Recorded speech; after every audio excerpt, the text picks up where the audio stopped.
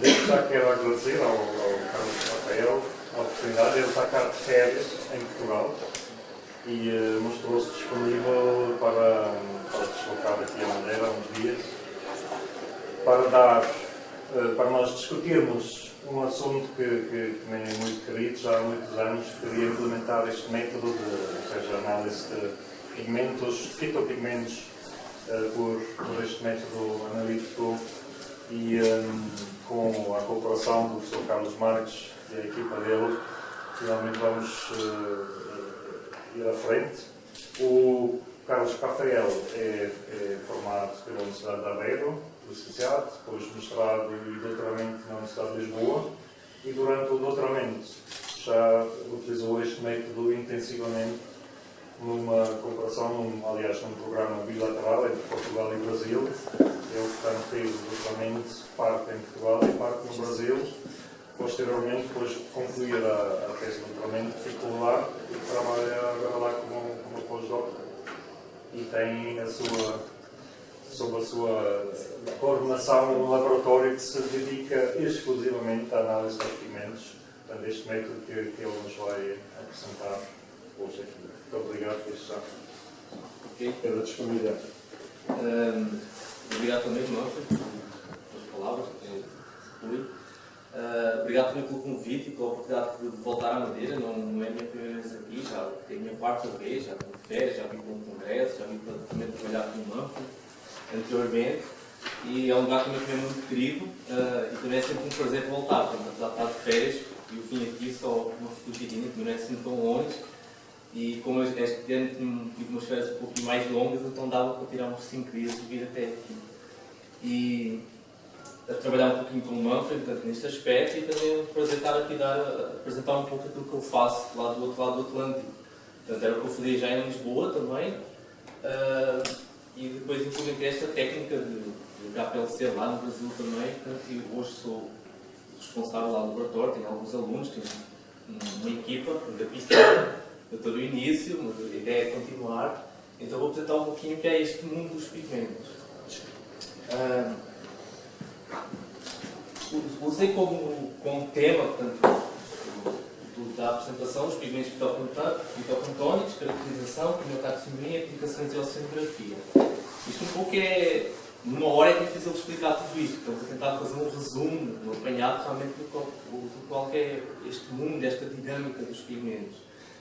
Escolhi como figura da apresentação, portanto, desta minha apresentação, estes 2 tanques de cultivo de microalgas e que são exatamente a mesma espécie, portanto, que é uma clorófita de Mandiela salina, e dependendo das condições onde ela está, ela apresenta uma coloração completamente distinta. Portanto, ela, sob determinadas características de meio, de stress, ela acaba por produzir um pigmento, neste caso que é o beta-caroteno, que lhe dá esta coloração vermelha.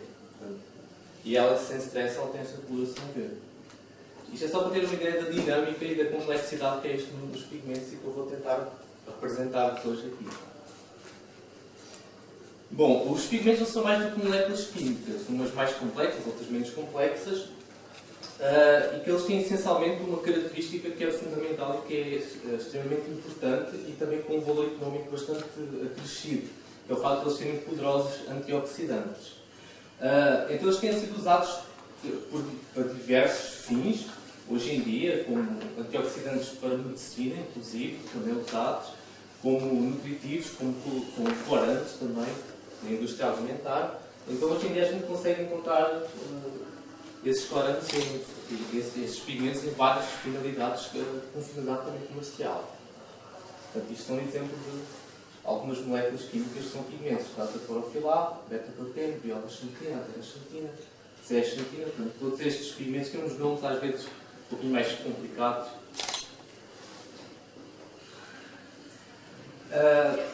Só como exemplo, um dos pigmentos que tem um maior valor comercial é a astaxantina, e é até hoje um dos mais poderosos antioxidantes conhecidos na natureza. E os antioxidantes, uma das principais funções que eles têm é a eliminação dos radicais livres, portanto, do nosso organismo. Como sabem, os radicais livres são um problema grande para a nossa saúde. E já vários testes já indicaram que a astaxantina, isto é a comparação da astaxantina a vermelho com outros tipos de antioxidantes, no caso da vitamina C, beta-caroteno, luteína, vitamina E, ela tem um poder que chega a mais de 50 vezes de eliminação desses radicais livres do que antioxidantes que eram usados com esse fim, com essa finalidade de eliminação desses radicais livres.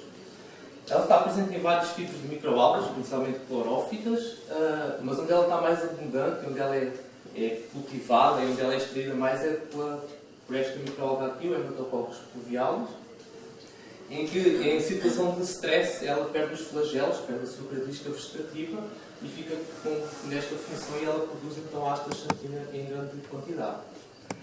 Hoje em dia no mercado, vocês podem ver na internet, tem várias empresas a comercializar a astaxantina, portanto em cápsulas, cerca de 6 mg de astaxantina, mais ou menos $22, portanto não é assim também tão difícil de encontrar, tão difícil de comprar. Na natureza, ela é bastante abundante nos camarões, também no salmão, e os flamingos também, por conseguinte. Portanto, esta coloração vermelha vem dela da astaxantina. No caso, os camarões alimentam-se diretamente delas, das microalgas que têm este pigmento, e o salmão alimentando-se do camarão também vai adquirindo essa astaxantina. E nós alimentando destes tipos de alimentos também acabamos por também incorporar esse antioxidante como a astaxantina. Aqui estão alguns exemplos de benefícios que nós podemos ter com este tipo de antioxidantes. Cardiovascular, sistema imunitário, inflamações e por aí adiante. São exemplos de algumas empresas, tem várias já. Estas são as principais, que são especializadas na comercialização de pigmentos. Se você entrar na internet conseguem comprar vários tipos de pigmentos. E já está, especialmente este mercado, esta comercialização de pigmentos começou na Austrália, hoje em dia está completamente globalizado. Portanto, já temos os Estados Unidos, a Austrália, Japão, China, Índia, Israel, por aí adiante.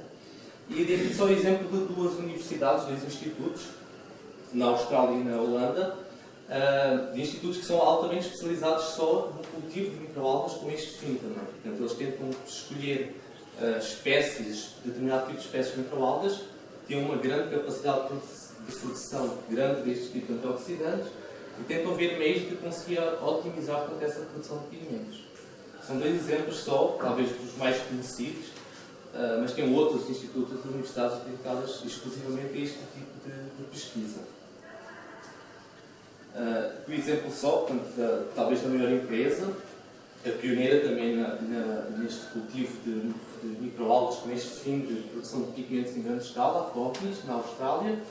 Desde 1980 ela cultiva a Dunalia salina. Essencialmente ela vende os pigmentos para complementos alimentares e corantes também alimentares. E só para ter uma ideia do mercado, em 2007 ele estava avaliado em cerca de $800 milhões. Em 2015 é quase $1.000 milhões e prevê-se que esta produção continue nesta escala de 2%, portanto a aumentar. Bom, vindo agora um pouco desta área mais comercial, que também não é a minha, portanto eu uso mais os pigmentos para fins mais ecológicos. Nos produtores primários, os pigmentos eles são os responsáveis pela absorção da luz e de canalizar depois essa luz para o processo fotossintético. Portanto, essa é a função dos pigmentos fotossintéticos nas microalgas.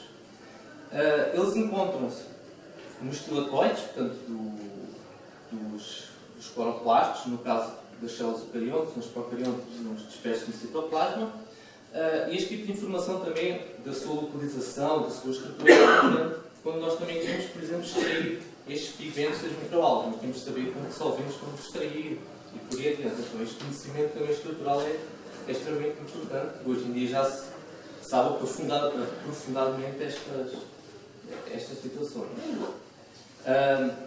Eles estão presentes nos complexos proteicos que se designam os fotossistemas, portanto, seria esta estrutura aqui. Eles então fazem essa canalização da luz solar para o sistema fotossintético, desencadeando depois todo o processo fotossintético.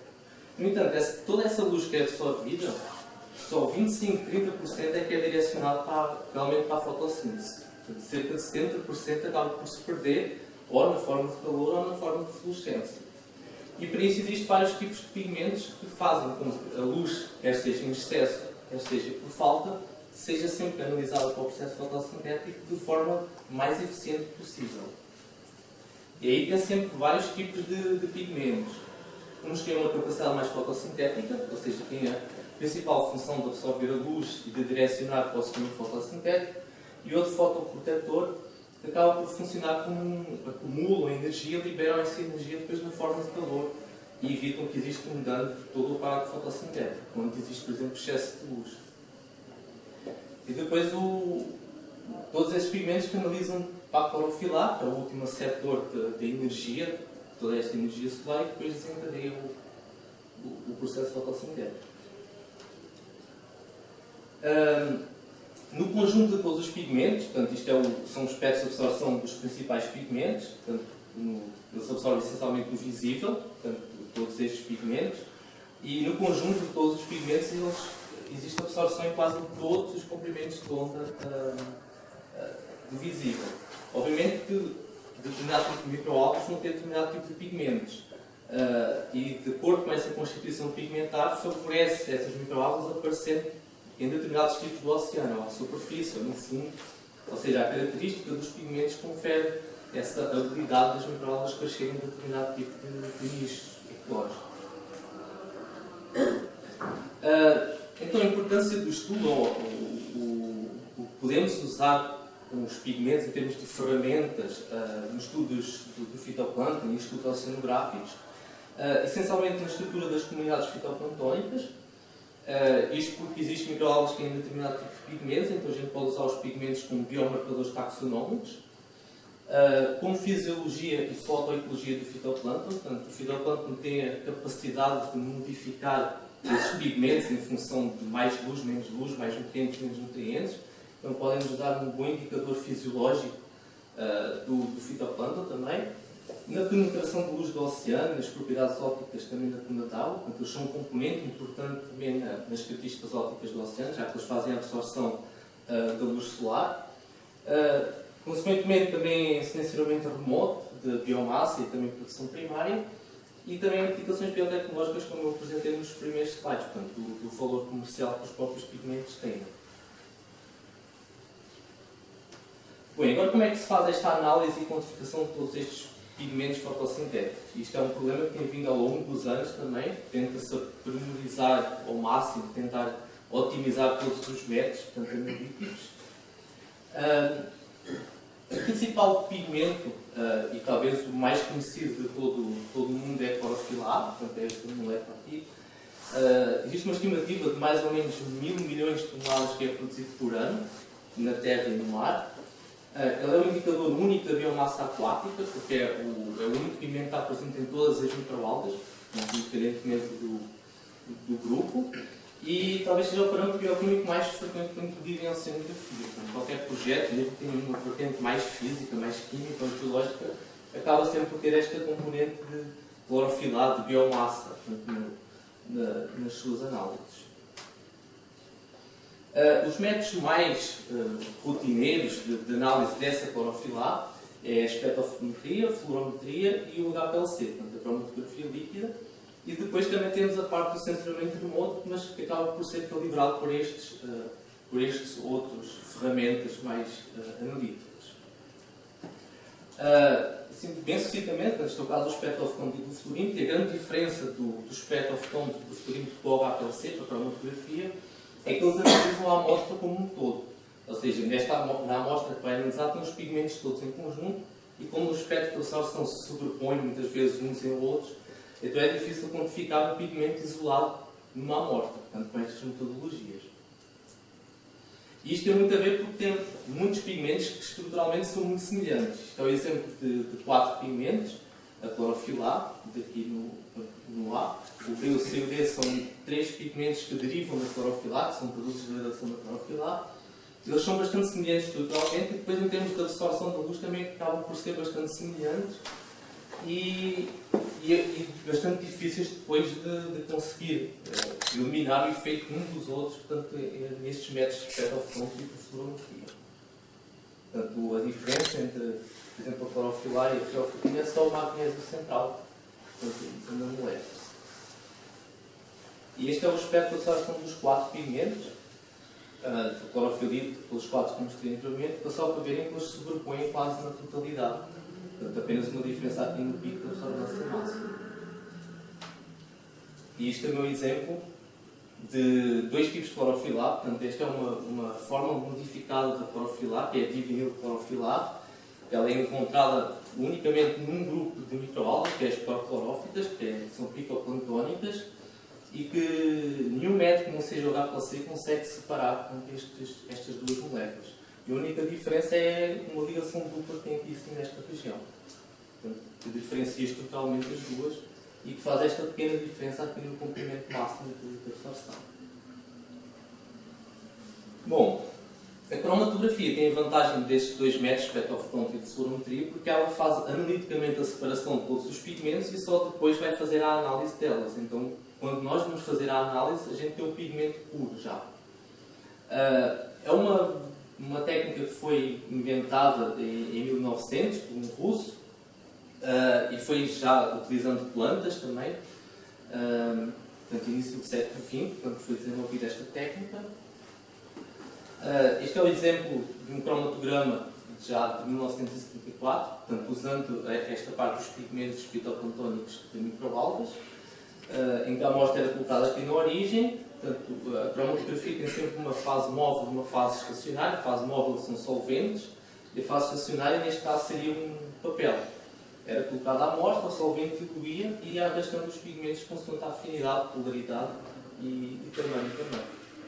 E daí depois as pessoas identificavam que tinham que cortar esta mancha, tinham que passar para o espectrofotómetro e conseguir analisar, portanto, e saber qual é que era o pigmento e também quantificar.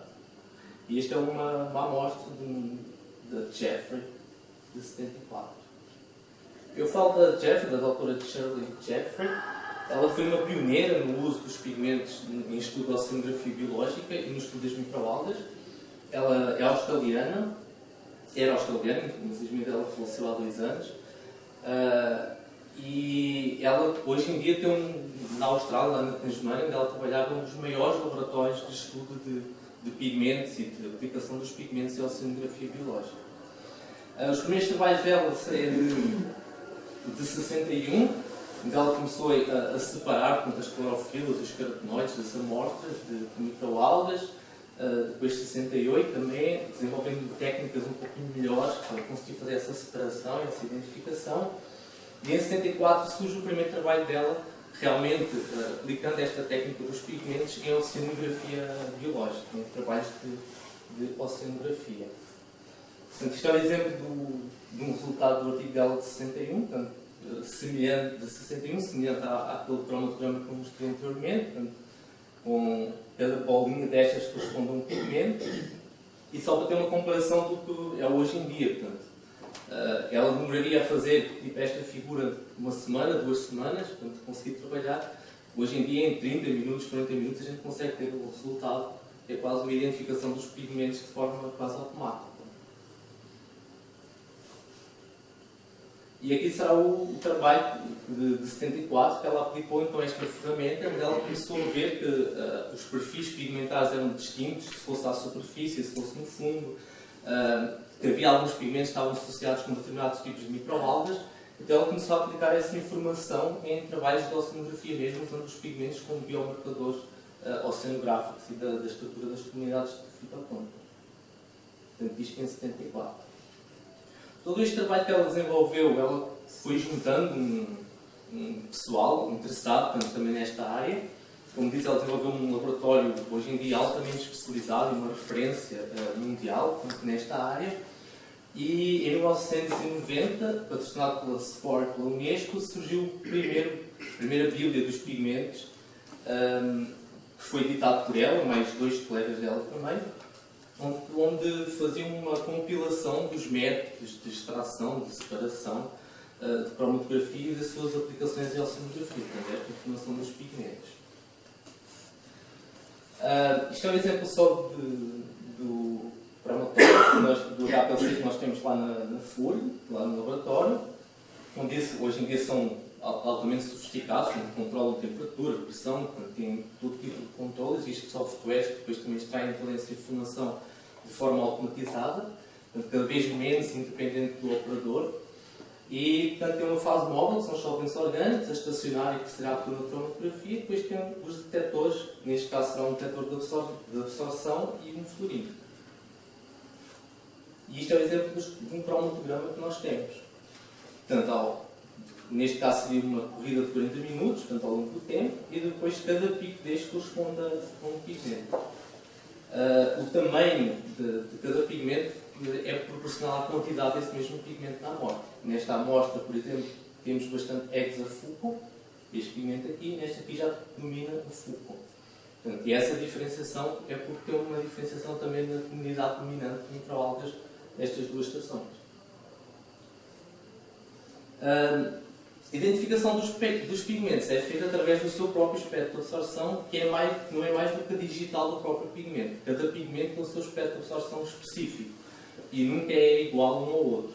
Existem alguns, neste caso a ZS-130 e a 19-butano, são dois pigmentos que são bastante similares, apesar do pico de absorvância máximo é distinto, mas às vezes, se tiverem pouca quantidade na amostra, às vezes é difícil de ver esta diferenciação neste pico máximo de absorção.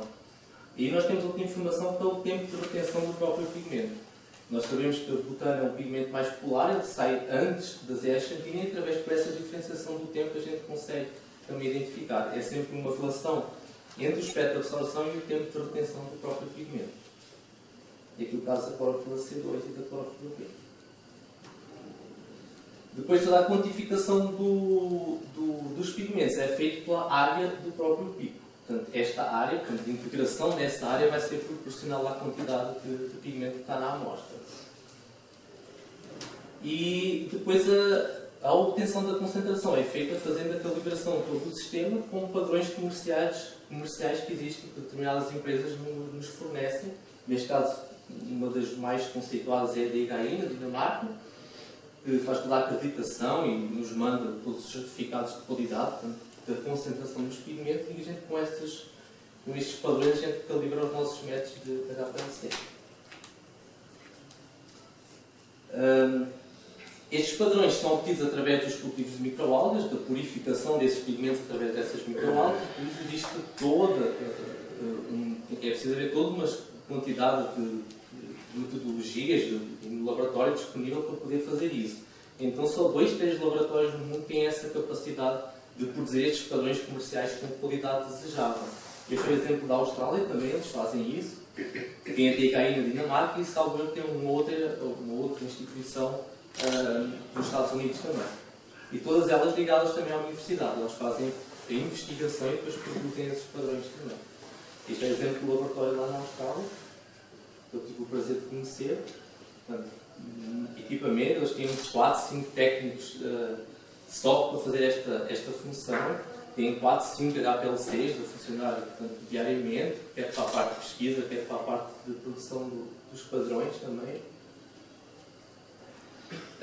Hoje em dia já existe muita gente, portanto, utilitária desta metodologia, e surgiu uma atualização daquele livro inicial de 1990, que foi já em homenagem, portanto, à Jeffrey, a todo o trabalho de dedicação que ela fez ao longo da sua vida,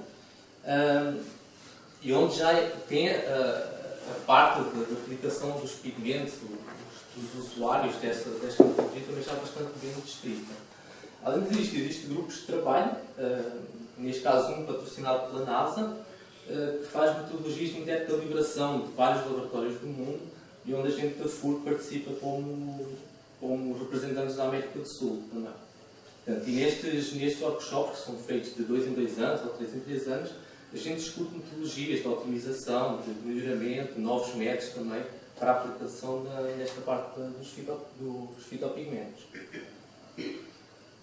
Aqui apenas comparação de 97, do trabalho de 97 e o que se conhece hoje, e o que se evoluiu bastante em termos de conhecimento dos pigmentos e das divisões de classes que são obtidas através desse conhecimento.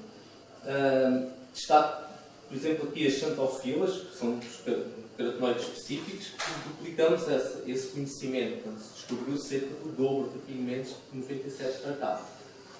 E também mais clorofilas, e isso tem muito a ver não só com o cultivo de novos tipos de microalgas, portanto, que nos trazem novas informações de novos pigmentos, mas também da otimização dos novos métodos que conseguem fazer uma melhor separação de todos os pigmentos, porque antigamente as corridas separavam no máximo uns 14, 15 pigmentos. Hoje em dia temos métodos que uma corrida a gente consegue separar 50 pigmentos, então todas essas facilidades permitem aumentar o nosso conhecimento sobre o que realmente existe.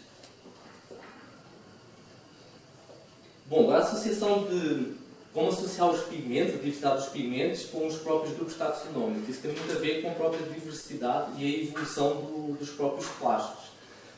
Evoluindo de algo semelhante a uma cianobactéria, não vou entrar em muitos pormenores, houve duas ramificações claras, que é a linhagem verde e a linhagem vermelha. A linhagem verde que se distingue porque a linhagem verde tem clorofila B, que é específica, e a linhagem vermelha tem a clorofila C, que é específica da linhagem também. E depois, dentro de cada linhagem, tem cada grupo taxonómico tem os seus pigmentos típicos, carotenoides típicos também. Destaco aqui só a questão dos dinoflagelados, e que tem outras espécies que também acontece isso, em que hoje em dia conhece dinoflagelados com todo o tipo de pigmento possível. Porque a maioria dos dinoflagelados têm processos de mixotrofia, acabam por se alimentar de outras microalgas e ao longo da evolução elas foram incorporando esses pigmentos dessas microalgas nos seus próprios plásticos, no seu próprio aparato fotossintético.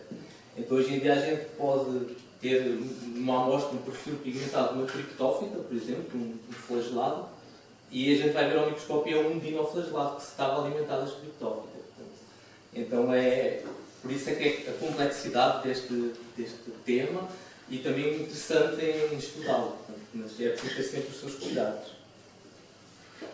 Assim, apenas passar assim, uma resenha sobre essa parte da taxonomia dos pigmentos, portanto, no caso das diatomáceas, através dos pigmentos a gente já consegue fazer uma classificação de 3 grupos já bem descritos, este grupo de diatomáceas 1, 2 e 3, e a distinção é das clorofilas C. Tipo, a diatomácea 1 ela tem clorofila C1, C2, a diatomácea 2 tem clorofila C2, C3, portanto ela não tem C1.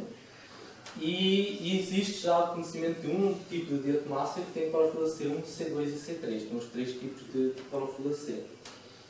No entanto, ela nunca foi ainda encontrada em amostras naturais, portanto apenas só em cultivo, então pode ser inclusive uma mutação que possa ter acontecido durante o seu processo de acondicionamento também. Os pigmentos típicos das diatomáceas é a fucoxantina, a biodinoxantina, diato e o beta-caroteno. Isto é só exemplo de um cromatograma, portanto, de uma diatomácea da ânfora, portanto, clorofila C2, C1, neste caso do tipo 1. E este é um outro tipo, também do tipo 1, que são as mais abundantes na natureza, mas neste caso esta tem mais C2 do que C1. Portanto, dentro da mesma espécie, depois também a presença ou ausência dos pigmentos ela se mantém, mas a proporção entre eles pode-se alterar. Pode ser uma espécie mais costeira, mais oceânica, mais de fundo, mais de superfície, e isso pode variar a constituição pigmentar. Isto é o caso da talassozia também, no cromatograma. Os dinoflagelados, que é aqueles que eu falei que são mais complexos, realmente, em termos de trabalho com pigmentos, existem 2 laboratórios que eu tenho aprofundado bastante no estudo deles. Eles são difíceis de cultivar também, por causa deles são muito mixotróficos, então muitos deles não basta ter luz e nutrientes, eles precisam ter algo mais para poder crescer. Então até essa complexidade faz com que eles sejam mais difíceis de estudar. Os verdadeiramente originais, que são os que são completamente autotróficos, que são os dinoflagelados tipo 1, que têm a peridinina, portanto esses são fáceis de identificar. Se a gente detecta a peridinina, ela é exclusiva deles, então a gente consegue identificar que são este tipo de dinoflagelados. Mas depois existem todos os outros, os 2 que são tipo aptófitas, portanto eles têm a composição pigmentar semelhante a uma aptófita, então aí é difícil de discriminar entre uma aptófita e um dinoflagelado. Os Dino 3 diatomácea, criptófita e por aí adiante. Este, o Dino 5 das perinófitas, também mais uma vez já foi o tipo original, fluorescente mínimo, portanto tem aqui a peridinina como pigmento principal. Este aqui já é o Dino 3, que é o tipo de uma diatomácea. Portanto, se a gente for pegar no espectro do perfil alimentar dele, a gente não consegue ver se é uma diatomácea ou se é um dinoflagelado. Neste caso específico, ele tem um pigmento que é específico dele, que é esta forma diferencial de beta-caroteno, que a gente consegue inclusive identificar a espécie, porque ele só foi detectado dentro dos dinoflagelados nesta espécie. No entanto, como ele é um pigmento sempre pequeno, ou seja, numa amostra natural ele não vai aparecer. Portanto, só num cultivo denso é que a gente consegue ter este pigmento aqui. As clorófitas também, portanto, dois tipos de clorófitas, clorófitas 1 e 2, e a clorófita 2 tem uma diferenciação que tem estes dois tipos de pigmentos, a Siphonaxanthina ou a Lauraxanthina. Portanto, este é o exemplo da Noela salina. Portanto, tem que, não sei se vocês já viram algumas salinas, portanto, é muito frequente aparecer esta coloração vermelha também, que é da presença dela. Portanto, ela sob stress de sal acaba por produzir muito este pigmento aqui, o beta-caroteno, que é esta coloração vermelha. Portanto, isto são só exemplos de algumas salinas que existem e que fica bem bonito. Portanto, uma coloração rosa, vermelha, bem intensa. Não é mais do que a presença dessa Noela salina. A Tetracelmus também, que é o outro tipo de clorófita 2, portanto, onde já aparece a Lauraxanthina aqui. Portanto, e estas são bastante usadas em aquacultura também, porque elas crescem bastante rápido, portanto, são bem fáceis de cultivar, então elas são muito usadas em testes de laboratório e produção eventualmente, testes para produção de biodiesel. Depois as aptófitas também, onde existe um grupo de Espanha que se dedica quase exclusivamente a eles também, e daí também existe já vários tipos de aptófitas com perfis pigmentares bastante distintos, e possivelmente não existe nas diatomáceas, não existe em outros grupos, que talvez não existam grupos com tanta especificidade a estudar de forma tão aprofundada como tem havido para as aptófitas e portinoflagelados. Então tem também as aptófitas 1, 2, 3, 8, 5 e por aí dentro, até ao 8. No entanto, as mais abundantes e que aparecem mais na natureza acabam por ser sempre o tipo 6, 7 e 8. Portanto, todos os outros aptófitas 1, 2 e 3, 4, 5 normalmente são situações mais específicas que têm sido encontradas. Portanto, isto é o laboratório lá de Espanha, portanto, de Vigo, portanto, tem se dedicado exclusivamente ao estudo das aptófitas. Eles com vários cultivos, vários testes, portanto, têm inúmeros artigos já a descrevê-las em termos de perfis pigmentares, de forma bastante exaustiva. Aqui o exemplo da Isoclisis galbana, também é usada muito na aquacultura. E aqui o caso da Emiliana Huxley, portanto, da formação destes volumes desta coloração branca, portanto esbranquiçada, por causa das suas placas de calcários, os copólitos. Tem até aqui um vídeo, ver se eu consigo passar.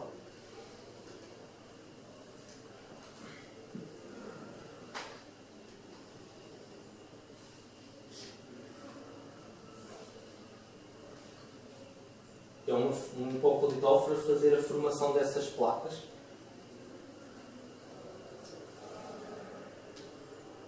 Portanto, ele produz no interior da célula e por exocitose depois expele, portanto, essa placazinha que fica depois a modificá-la. Ele faz relativamente rápido, portanto, este processo.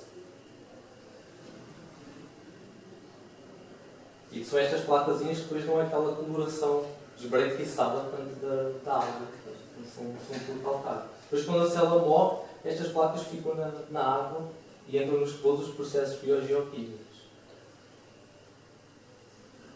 Isto é uma publicação da Edison Taylor, em 2007.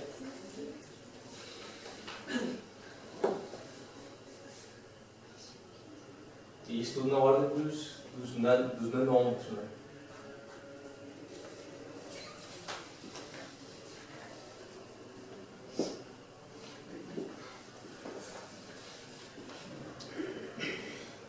E depois, no caso aqui de Inglaterra, estes volumes eles são extremamente frequentes, portanto, nesta região sul de Inglaterra, e depois o que ocasiona a origem, já devem ter ouvido, destas falésias, White Cliffs of Dover, que não são mais do que plaquinhas de copolitoforídeos vão ficando ali. Portanto, são falésias calcárias derivadas desses dunes intensos que ao longo dos tempos têm ocorrido ali no sul de Inglaterra.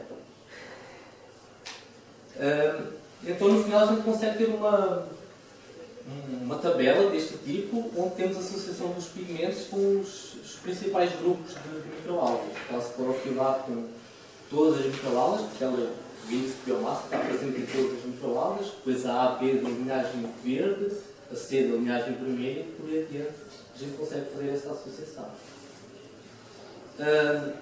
Ao longo do tempo cresceu bastante os utilitários deste tipo de ferramentas, do uso dos pigmentos como biomarcadores, e na Austrália também, devido a essa afinidade já de ter lá um grupo bastante instalado, o grupo de estatística lá da universidade deles resolveu desenvolver uma ferramenta estatística, um software designado Chemtax, de usar esta informação dos pigmentos como biomarcadores e dar uma relevância mais estatística, de quantificar esse peso dos pigmentos na quantificação desses pigmentos. Inicialmente a ideia deles era utilizar o Chemtax para qualquer biomarcador biológico, não só pigmentos, mas como eles tinham no lado um dos laboratórios de referência nessa área dos fitopigmentos, acabaram por casar e deu certo. E hoje em dia também é uma referência, portanto este software é uma referência bastante aceita em todo o mundo. Este foi o artigo que saiu em 96, portanto ele já tem mais de 800 citações no SCOPS, portanto ele já foi aplicado em todas as regiões dos oceanos, estuários, lagos, em tudo o que é possível de imaginário, e foi aplicado, portanto, no mesmo volume, portanto, da MEPS, aplicaram o software na questão dos pigmentos, que deu certo, portanto, validando com parte da microscopia, e também já com mais de 250 citações nos SCOPS.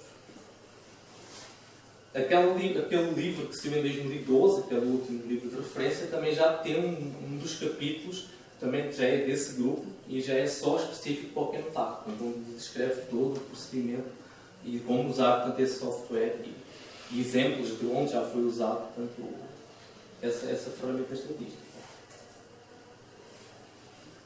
Ok, bom, entrando um pouco agora naquilo que eu faço, eu sou como o Manfred já disse, da Universidade Federal do Rio Grande do Sul, onde trabalho hoje em dia, onde estou liderando lá o laboratório de pigmentos. A Universidade Federal do Rio Grande ela é pioneira, portanto, nesta área da oceanografia no Brasil e também na América do Sul. Ela implementou o primeiro curso de graduação em oceanografia no Brasil, portanto, em 1971. Portanto, isto é a entrada da FUR, portanto, da zona da reitoria, e este é o campus universitário lá do FUR. Portanto, é um campus bastante agradável. Portanto, tem várias zonas de bosque, lagos, portanto é uma zona bastante agradável de estar. Temos um navio próprio, portanto não é propriamente um navio, mas é uma plataforma que nos permite ter alguma independência e autonomia no estudo da oceanografia. E acho que é para já isso. O Rio Grande fica no sul do Brasil, portanto no estado do Rio Grande do Sul.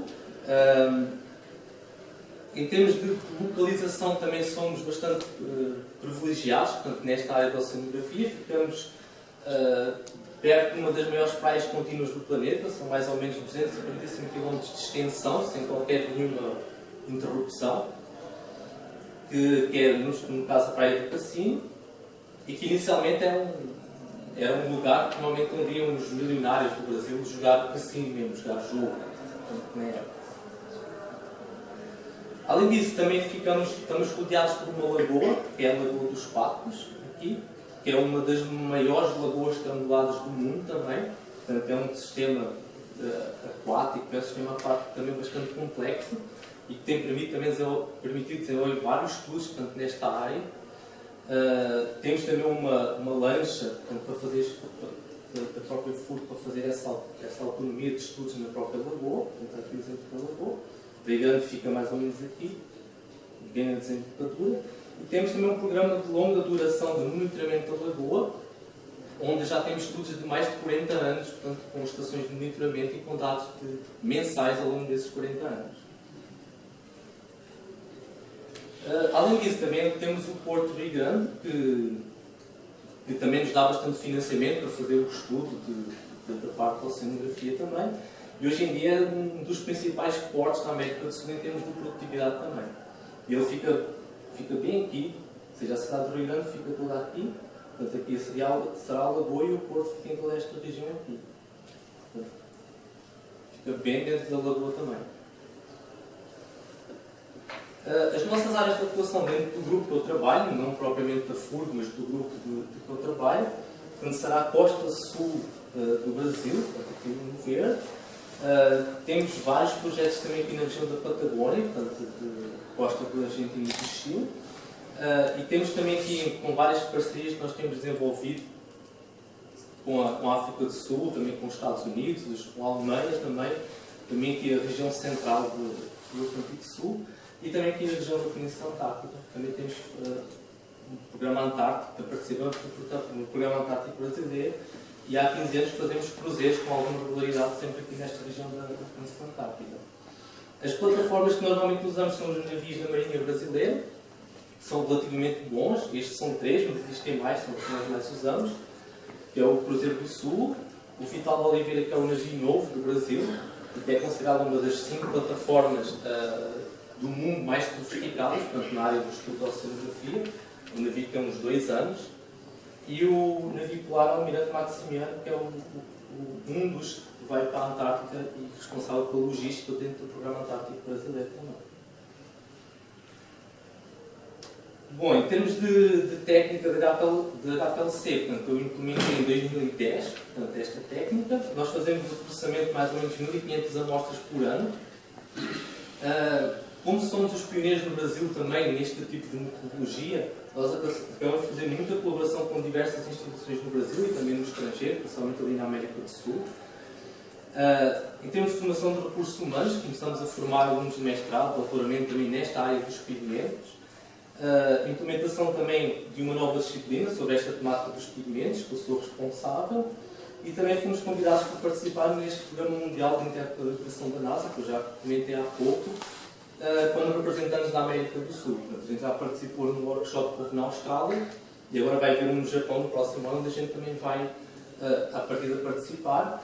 Eles normalmente distribuem amostras que fazem um cruzeiro para todos esses laboratórios, que a gente analisa com os nossos métodos, depois vamos discutir os resultados e tentar pormenorizar um pouquinho essas mesmas metodologias.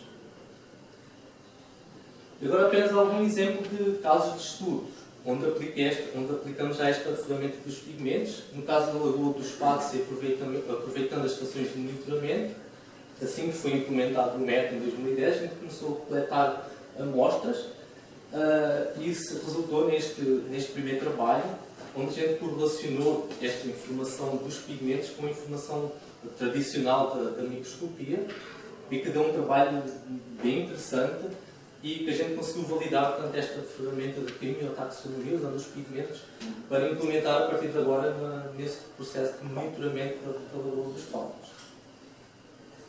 A região da Patagónia também. A região da Patagónia é uma das regiões mais produtivas do oceano também, quer em termos de produção primária, mas também em termos de recursos pesqueiros. Nós conseguimos, com parceria com os argentinos, fazer cerca de 8 cruzeiros nesta região, e que tem resultado em inúmeras publicações também. Todos os cruzeiros foram feitos antes da técnica ser implementada lá na FURG.